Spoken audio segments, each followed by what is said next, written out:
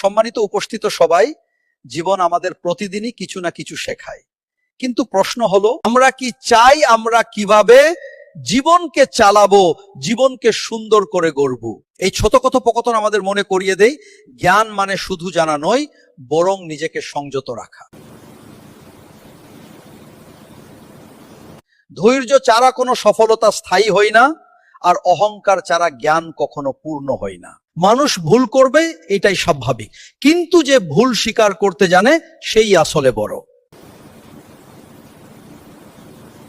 নীরবতা অনেক সময় দুর্বলতা নয়, বরং গভীর চিন্তার প্রতীক। কম কথা বলা মানুষ নয়, কম শোনা মানুষই বেশি ভুল করে। আজকের সমাজে আমরা দ্রুত ফল চাই, কিন্তু ধৈর্যের পথ এড়িয়ে যাই। অথচ সত্য হলো যে নিজের মনকে নিয়ন্ত্রণ করতে সেই জীবনের সবচেয়ে বড় বিজয়। সততা, আত্মসংযম আর ধৈর্য, এই তিনটি গুণ থাকলে কোনো লক্ষ্যই অধরা থাকে না।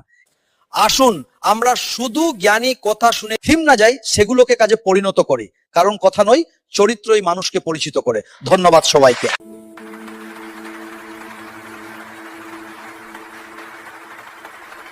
আবারও ধন্যবাদ জানাই আপনাদের সবাইকে ধৈর্য সহকারে আমার বক্তব্য শোনার জন্য। আল্লাহ হাফেজ।